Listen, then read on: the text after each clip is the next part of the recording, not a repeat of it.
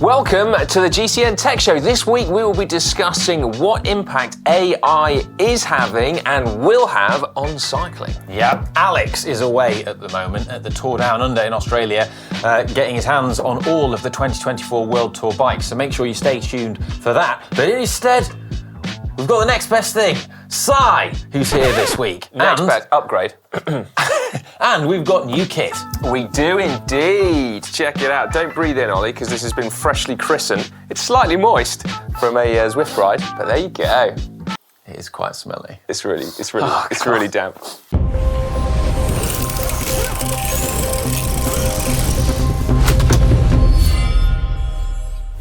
Shimano has a patent for AI-controlled suspension, which is pretty interesting. If you want to find out more about that, there's a full story over on the GCN website. But it's got us thinking about ways in which AI could improve or ruin cycling. Well, start for 10, Ollie. It could definitely improve cycling infrastructure. Terrible bike paths. I mean, to be fair, anyone with half a brain cell, I feel, might actually be able to improve a lot of bike infrastructure. But if AI got its hands on it, woo, it'd be amazing, wouldn't it? Oh, cycling utopia. Yeah. Oh, totally agree on that. There's some absolutely terrible bike paths out there, comedically bad ones. But many of us already use AI as well, I think without realising it in our cycling lives, like route planning. You know, if you use like the route planning tools on like Strava, it will suggest roads to you and roads that it thinks are good cycling roads. And I've used that lots in loads of different countries and actually discovered amazing cycling roads that I wouldn't have ordinarily have gone on otherwise. Well, surely that's not AI. That's just a computer program that someone's written, isn't it? I'm glad you said that, because this is a thing that, like, I've been nerding out over AI for a few years. Okay, brace yourselves. And yeah, right.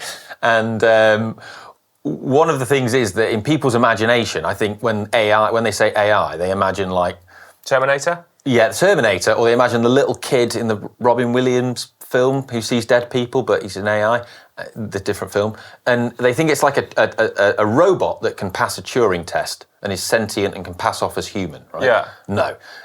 What happens now is people basically are just using things like statistical models and algorithms, but that doesn't sound very sexy, so they call it AI. When did this rebrand happen and why did no one tell me? Don't know, about a year ago. It was literally just like... It's just marketing, isn't it? People just think, how can we make our statistical model sound exciting and sexy? Call it AI. Okay. Well, when you put it like that, there's an awful lot of AI already in cycling, isn't it? Pro cycling, they use it a lot. Apparently Jumbo, or Visma Lease Bike as they are now, have AI tools to help calculate how much food their riders need to eat. Ineos have got a TT optimization tool, aka Dan Bigham. You're calling Dan Bigham a tool? No, I'm calling him AI, like the Terminator. But then, and then also, like Moneyball, a lot of teams use something similar to select their riders for races. It's really interesting. I think that like the TT optimization thing is really interesting to me because I love time trialing. And it's sort of something that I've rudimentarily done with time trials I do with regards to like calculating pacing strategies and how to, where the course is going to be slow and stuff like that using, AI tools like My Windsock, or there's Best Bike Split, there's other ones out there. The person that created My Windsock, like 10 years ago, whatever, is like laughing in his boots now, isn't he? Oh, check it out, I created AI 10 years ago. Yeah. I just thought it was a little algorithm. It's just a statistical model again, but I think that you could make these things far more sophisticated than what those tools are. So, for example, with regards to pacing, we know that it's optimal to go harder where the course is slowest. Yeah. But how hard do you go? And if AI was able to analyse all of your training data and riding data, it could build up a physiological picture of you that would be able to tailor that specifically to an individual and go, on this 4-minute hill, we know that you can ride at this exact power output. That already exists, doesn't it? That's what pro teams are already using. Yeah, but that's like that. Yeah, that's what I'm saying. That's really interesting. It's not something that the majority of, as amateurs are sort of doing. Now, I'm no TT, but isn't that what Best Bike Split does? It does, but it's not doing the thing where it's accurately analysing all your training data. all of your physiological data, and actually being able to cut out the noise. So a lot of them struggle because a lot of the time you're not going as hard as you can. So it needs to be able to isolate what you can actually do for, say, 3 minutes, and then how long it takes you to recover after 3 minutes. So, if it could work out that optimum thing, that would be incredibly valuable. So dull, though. I mean, I'm not a massive fan of time trials, but literally sat there going now I've got to ride at 424 watts, and now I've got to ride at 3. You might as well just sit on the start line and play top trumps with your power output.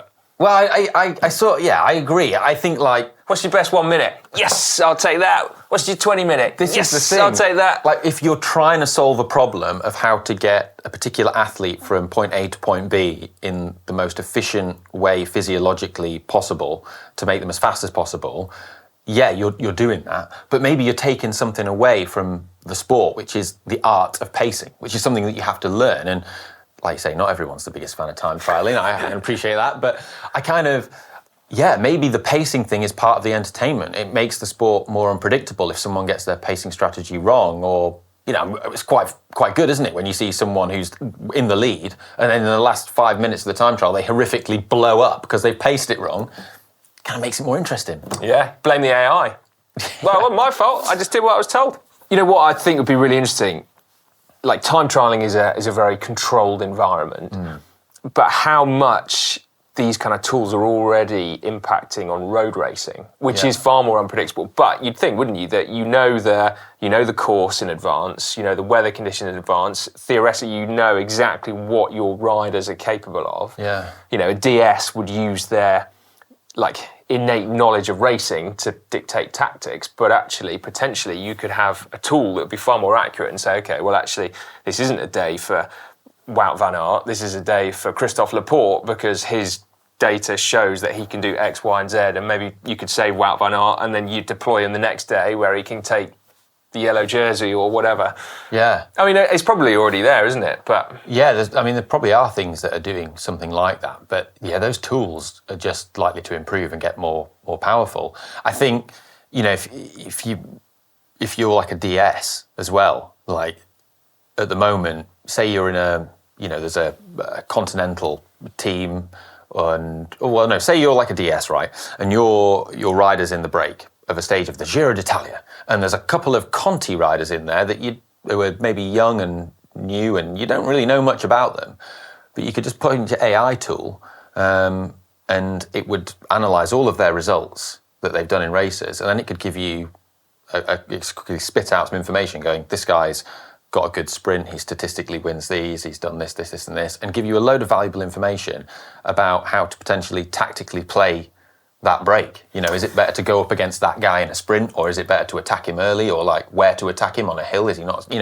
That kind of stuff would be really useful. Well, I reckon it's already there. I mean, that is fundamentally the reason I think why teams are so protective of riders' data. No one puts out power data because you could use that and be like, well, we know that Mathieu van der Poel can do X, but so all you got to do is push him a little bit further, and we know that he can't do it because the teams themselves know that. Yeah. Before the Tour de France last year, I was on the ground and they were talking about the climb on stage 1, and I remember someone saying, in order for Van der Poel to win this stage, he will have to do his PB power output at his lowest weight ever. So they knew that he couldn't do it unless he was on his absolute best of the best of the best. It's really interesting. It is really interesting. But it also, going back to your Moneyball analogy, which is a cool film if you've not seen it, about baseball and using statistical methods to optimize baseball teams for the lowest cost, it might give cycling teams surprises. So normally in the past, they've gone on the training camps and the coaches prod the riders and they get them to do a 20-minute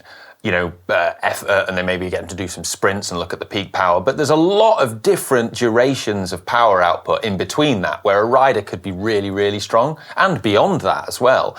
And having AI tools that could analyze all of the training data, all of the racing data that riders do, it might throw up some surprises to them. There might be a rider that's not particularly in the limelight in a team who happens to have an incredible niche skill of maybe they just happen to be the best at 3 minutes or something. And so then it could then throw out ideas and go, well, if you attack at this point on this climb with that rider, they'll win the race. Yeah. Well, it comes down to other parameters, isn't it? Like resistance to fatigue, which is a big one. And so you've got riders that maybe don't have the best 3-minute power, but they do have the best 3-minute power after 5 hours of riding at 300 watts or whatever, which is, someone like Andrew Feather has a world-class 3-minute power to weight ratio, but he's a lawyer and is 37 years old, so he doesn't have the resistance to fatigue that you might get as a pro. So he couldn't compete in a pro race. And also that's where the food thing comes in as well, isn't it? Because how much a rider is able to eat. Like so many riders in years past wouldn't have performed as well as they could have done because teams would have restricted calories, or the riders would have restricted calories because it's all about weight loss and stuff. Yeah. Whereas now you're getting riders performing because they're able to basically fuel correctly. Yeah, and well, that brings us on to Jumbo's AI or statistical model. AI, yeah. for food intake, basically, for their riders. Yeah, I heard that it wasn't just about calculating their energy expenditure, but there's also a meal planner. So when they upload their data at the end of a stage, they have an app on their phone and they have to select in advance what they eat when they get there. Really? Yeah. Apparently that's why not many Jumbo riders or Visma Lease Bike riders smile. Yeah. Well, apparently because it's like brown rice, boiled chicken, salad. So, well, yeah, I mean, a bit more information on this particular system is that it's, in the past, what they did was the coaches would look at all of the information they had. So they would take individual riders, they would look at their role within the team on a particular stage. So if it's a mountain stage, they would say that this rider's going to ride at roughly this power output today on that climb, and then they're going to do this, and then they're going to do that. And based on their height and their weight and what we know the sort of power they can do in training, we predict they're going to use this many calories and require this much carbohydrate and this much protein. And then they would, weigh out all that food and distribute that food or whatever to the riders to try and help manage their weight. What they then found was this wasn't very accurate, and so they've developed this tool with Visma that uses AI to help develop this more accurately by taking into account GPS and more information and compiling it into this model. And the result is that they reckon now, with respect to calories, it's 82% accurate compared to 52% for the traditional method, which also took a lot of time for the coaches. So that means that in their R-squared analysis of this, that they're accounting for 82% of the calories. So they still don't know what 18%, how that's burnt or where that's going. There's still that discrepancy, but it's a lot more accurate. It is, it's a powerful tool.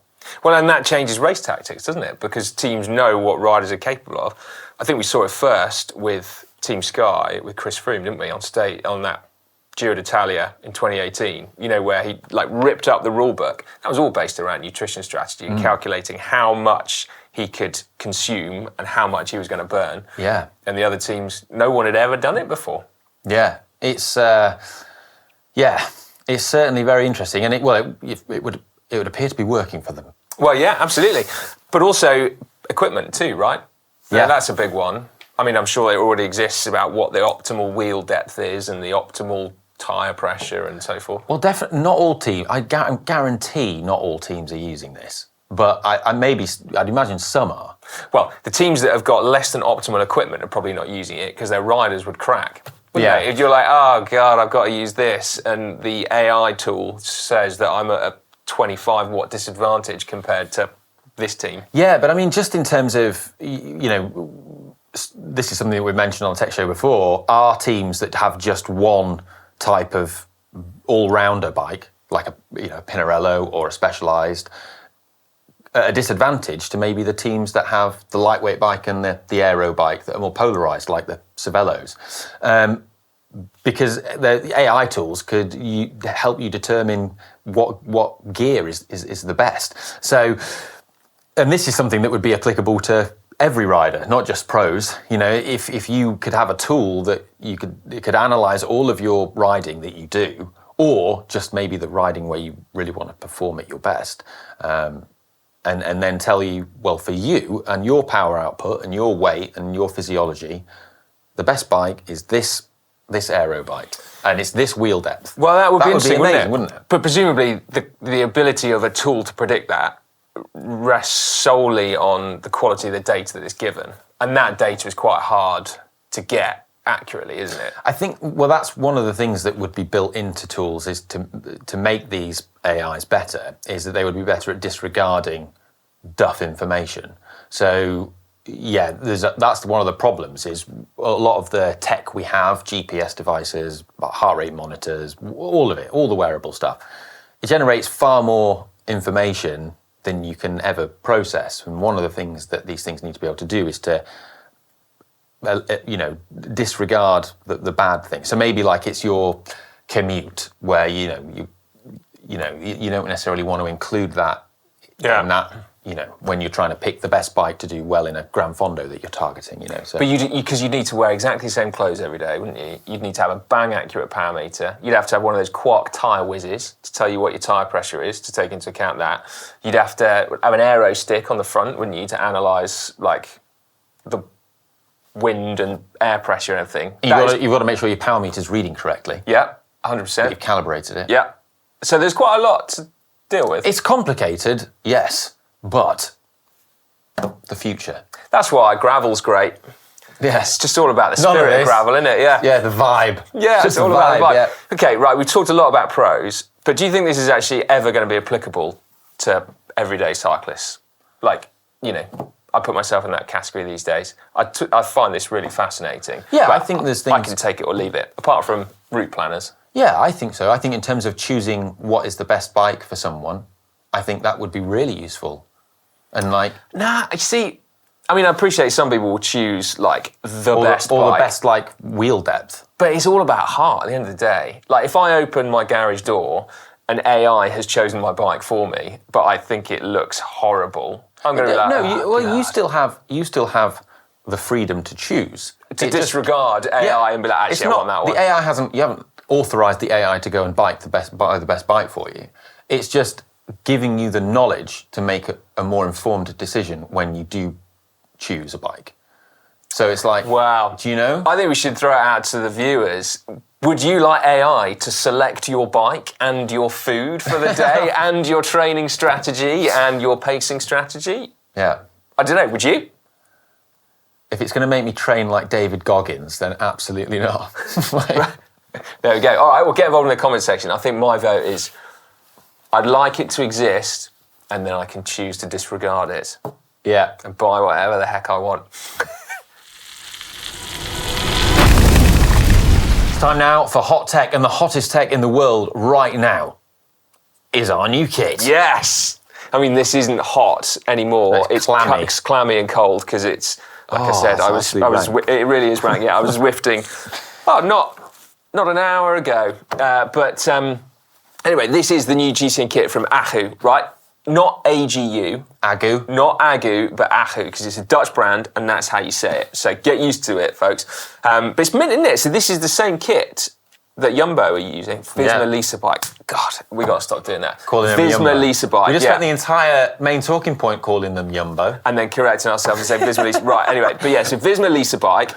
And you said that our sleeves are different. No, well, I was looking at their kit last year and I looked at the sleeves on these and I was like, oh, they're different. And then I saw them in the new kit and this is the jersey they're wearing. There you go. So Aero sleeves. Even faster than last year's Tour de France kit. The shorts are next level. Basically, all this stuff's available to buy in the GCN shop. So shop.globalcyclingnetwork.com. And there's other bits and bobs there as well. So there's some mega bib tights, aren't there, with a windproof panel on the crotch, which is something that I always felt like I needed, and now I'm very glad to have. Polartec Alpha, which is a bit of a game changer, isn't it? So that's a really thick pile. We've got a gilet and a winter jacket. It's like polar bear hide inside it. Keeps you really warm. Yeah, I never thought like that, but it is actually, isn't it? Yeah. So anyway, check out the shop because there's loads of stuff on there. But yeah, we're super excited, aren't we? And it looks mega. Yeah. It looks mega. Nice to be back in red. I think it pops more on camera. It pops. Yeah. Yeah. More faster as well, isn't it? Yeah. More hot tech this week is in the form of some incredibly well-priced smart trainers. So Decathlon has entered the smart trainer market with a £240 smart trainer branded as Van Riesel. Wow. They are really going after cycling. So now they've got a World Tour team. They've got their bikes that they're doing for that. and now they're hitting the turbo trainer market. So they've got a range of 3 different turbo trainers. I've got some of the details here. So the entry level one is the D100. So as I said, £240 or €250. It's a sexy name, isn't it? The D100. Yeah. Sounds like an auto route in France. Yeah. So the maximum power is 600 watts on that one, plus or minus 5% accuracy.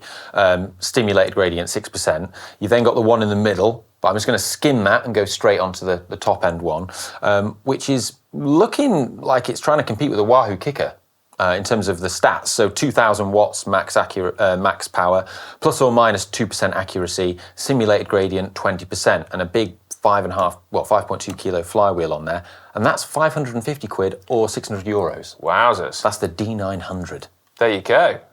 There you go. And they're going at it, aren't they? They are indeed. Yeah, it's interesting. I mean, Decathlon have always made like incredible value items for any sport. But yeah, smart trainers is a new one, isn't it? Yeah, well, you'll go in there, you'll go for your smart trainer, you'll come out with an archery set and a kayak and a kite surfing kite. Back in That's the day... how they get you. That's how they get you. It's true. It's like IKEA, isn't it? You go in there getting one thing and you come out with like a bunch of kitchen utensils that I you always didn't get need. Candles.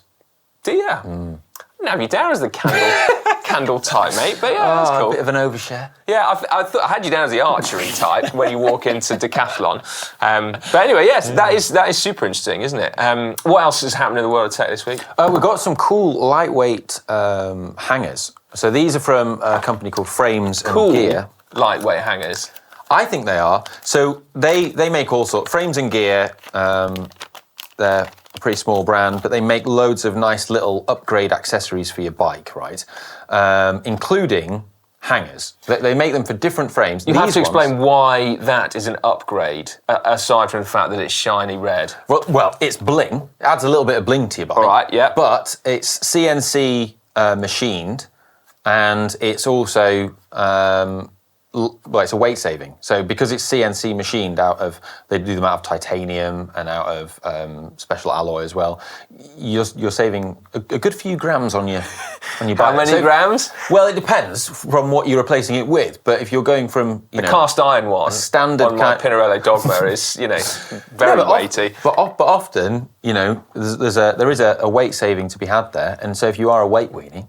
Which many people look. You don't have to look at the views on the super light bike video. I know, yeah. If you want to save some grams and add a bit of colour and bling to your bike, there you go. Get yourself a machine. I think it's a cool thing. All right, can I have that one? The rainbow effect. The unicorn. Yeah. Unicorn blood. Yeah. Okay. Yeah. No, that's cool. All right. Yeah. Fair enough. Upgrading my rear derailleur hanger, something I didn't know I needed since the 90s, actually, when that was kind of all the rage. Yeah. More hot tech next week.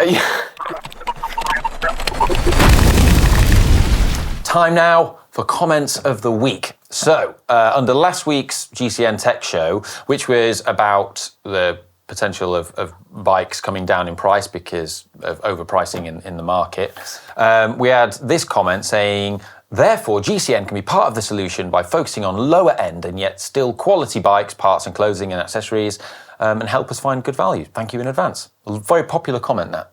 Yeah, well, rightly so as well. And I think, well, you've got big plans, haven't you? Well, last week I bought a bike, and it is an entry level bike. Did you take out a second mortgage? No, cool. It was. I'm not going to reveal the price, but it was.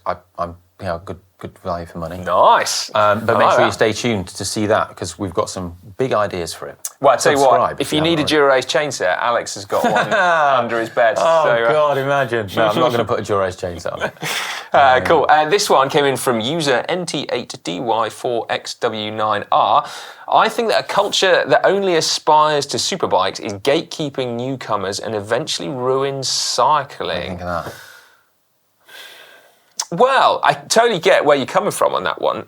I kind of feel like I disagree. I've been into cycling for a long old time now, like 30 plus years. You wouldn't believe it, would you? But yeah, I really have. And it's always been about aspiring to superbikes. Like when I was 9 years old, that's what I aspired to. But yet, so I think the issue has only blown up in the last few years when this kind of like rate of acceleration of top end has got out of control. I think also social media plays a part. I think that's probably the big difference. It exacerbates it, doesn't it? Because everything you see on the on Instagram or whatever is just bling. Yeah. Everything. But I feel like, you aspire to your Canyon CFR or your, whatever, like top tier bike, but then you kind of you then just are happy with what you can afford generally. I don't feel like a beginner cyclist would be put off by seeing Mathieu van der Poel racing a Canyon CFR and thinking like, well, this is off limits. Yeah. I feel like a beginner would be put off by, a cheap road bike being £1,000 now. That's totally unacceptable, isn't it? Yeah. But I don't think the top end's necessarily at fault. Yeah, I think it's both. I think I think we do have a responsibility to help show people how they can get into the sport and enjoy the thing that we're passionate about and we love in an affordable way that's not prohibitively expensive. Yeah. But I think also people want to be entertained and see the top end Pinarello, and maybe something they will never be able to afford, but people want to see this stuff. And a bike that weighs 3.6 kilos. Exactly, yeah. Like, I do not want that bicycle, but I'm really blooming interested in it. Well, we need to get a video where we ride one, because it'd be amazing. Yeah, it would, with Feather, yeah. Let's give one to Blake on GMBN and see what happens to it as well. Yeah, next comment was by Bobby Roll FR, and it was on the bottle cleaning video, which has got a lot of views. I mean, when I made that video, I wasn't expecting it to do that well. I'll level with you. But really good comment from Bobby Roll saying that he uses denture cleaning tablets for 3 minutes to clean his bottles. And yeah, really good kind of hack that he goes into in detail there. And I think, but thanks for sharing that. That is good. That's really cool, isn't it? Denture cleaning tablets. There you go. I'd not thought about that one. Evan Brom said, this is great given the challenges of the jet flow valve. I like how the newer generations are easier to clean. Is this reference to the bottle? Yeah, so our new Camelback bottles, you can take apart the valve, which makes it much easier to clean and makes them actually much more hygienic. It's not something I mentioned in the video, but a lot of people were commenting on that, and it's a good advantage, actually. Yeah, for sure. Definitely. Feature. Yeah. And then the next comment, the last one we've got time for, is from Crouchin1191. And this was under the Why You're Slower in Winter video that I did with Alex. And it's... and they was basically saying that it's just harder for them to get going in winter. And the cold air means that your body is working harder to maintain a given temperature, so they get out of breath quicker. And it takes longer to get into the groove compared to summer. Yeah. Which I think is... Yeah, very true. Just often feel that way. Did you guys talk about overshoes in that video? I personally feel that overshoes suck about 30 to 40 watts. You reckon? Oh my goodness, that first day of the year where you get to take your overshoes off is literally like your FTP increases by 30 watts. It's amazing. Is this you projecting again this your ankles? No, well, yeah, I mean, my ankles suck 30 watts off my FTP anyway. No, genuinely, this is something that I've experienced over the years where, you ride around in winter and you're like, whatever, and then the day you take your overshoes off, it's just like, it's like a new you. There's a significant amount of increased frontal area, I think, from having an overshoe. Well, and the resistance. Yeah. From the, neoprene or whatever. Yeah, honestly, there you go. You guys try it. I don't like having cold feet, though. No, that definitely sucks. That slows you down. Right, the bike vault. So we're back to the old uploader, as we were before the GCN app. But yeah, don't fear not, we've got a link in the description, so you can go on there. You can upload pictures of your bike, and then we're going to judge them to be nice or super nice. If they're super nice, what happens, Si? There's a bell. Where is the bell? There it is. Do I do the honours? Yes. Hey, okay, here we go. The bell of truth. First up this week. Wowzers. What are you saying to that? This is from Domenico. It's his BMC Time Machine TT bike in Italy. That is an absolute weapon. That does actually look like something out of Back to the Future, doesn't it? That is a time machine. Yeah. I mean, it's not the best photo. It's a bit weird, but I just think for that chainring alone, and I mean that bike is outrageous. I am. The AI has dictated the component choices on that bike, hasn't it? You reckon? Well, yeah. I'm just blown away by that chainring. I think it looks incredible. That's a super nice for me. That is cool, isn't it? I can't work out whether the valve's lining up. Yeah, well, he's lined up the logos on the rear wheel, because it doesn't really have the exposed valve. Yeah, okay. Are you happy with the background? Not really, but it's look at the bike. Come on. Ow! Sorry. You all right? Yeah, we don't have this problem in the GCN show. Just taking my shin out. Whoa. Yeah, go on then. I'll give it super nice. Right.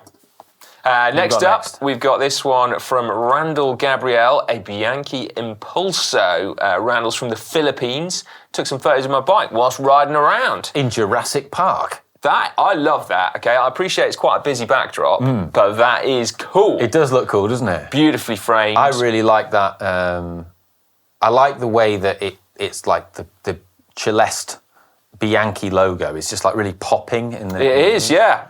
So, yeah, I mean, unconventionally super nice. Yeah, I'm going to go with that. Yeah. That's doing it for me, that one. There we go, right.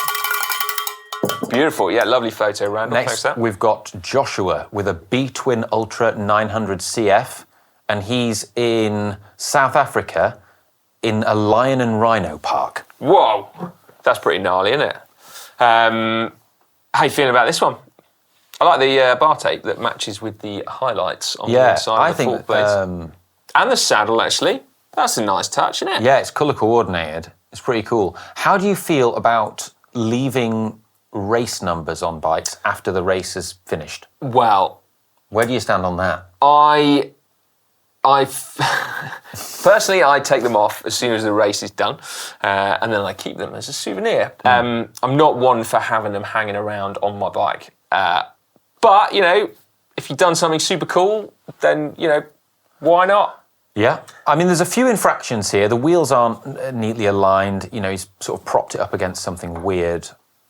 I think... I wonder whether that is an event, because it looks like there's a timing chip on the front We'll give him the benefit of the doubt. Yeah. We'll give him the benefit of the doubt on this occasion. I like that, yeah. No, I wouldn't say super nice. All right, nice. Yeah? Yeah. Yeah, I think that bike could be a super nice. I think it could, It's got the potential. Next. All right, we'll let that one got? slide. Torsten with his Trek Checkpoint SL6, location in the woods. I just bought new wheels to get in the bike vault, he said. Whoa. What'd you make of that? Yeah, now we're talking. I like that. Tell you what, bonus points, shadow stand. Look at that. Oh, yeah. Yeah. Didn't even notice that. Yeah. Well, you know, that's the idea. So I tell you what, Torsten has worked blooming hard for this one. Clean backdrop. He's been paying attention, yeah, as that valves at 12 o'clock, biggy, small. Like this is how you guys roll, isn't it? Yeah, I'm into it. Yeah. And it's a wicked bike at the same time as well. So yeah, go on then, super nice. Yeah. Beautiful. Yeah. Mathieu is next, and it's a Farah all-road, and he's in Belgium. What do you make of this? Wow. I'm liking that too. I mean, I don't like the photo, particularly the backdrop, but that is a seriously bling bike. I just think it's like a functional winter steed. A functional winter steed with Princeton and wheels. Ceramic speed. Yeah. Oh my goodness me. Oversized pulley wheel system. But he's got mud guards though. Mathieu, you are one lucky person to have a bike like that. If that's your winter bike, then yeah. Wowzers. Yeah, no, that is pretty cool, isn't it? Yeah, I'm liking that. Should we go super nice on that one?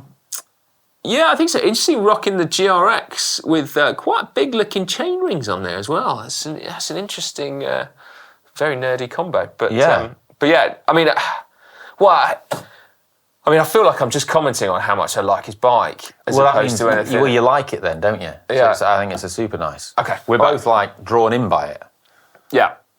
All right. Yeah, we'll go with that. Super nice. Also, can I comment about the matching bottles, right? Yeah. I had to pull Connor up for non-matching bottles. Oh, no. And he was so annoyed because he was like, and I was like, it's absolutely fine to have whatever water bottles you want on there.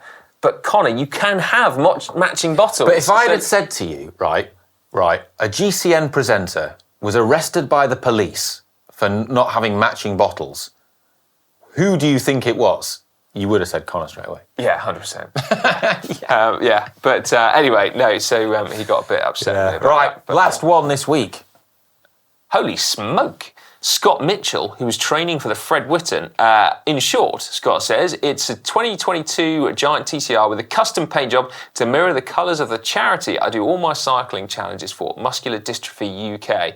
Please excuse the clutter, but not the GCN Hour Saver, as I was on my way to a winter club ride. I tell you what, he's got a Diddy one, shadow stand as well.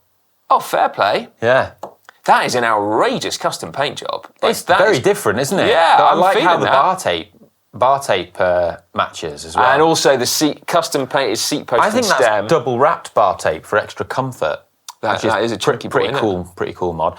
The wheels aren't aligned, but I'm gonna let it slide. I can see personally because that is a really nice looking photo proper as cool, well. isn't it? Yeah. Okay. Yeah. Is that?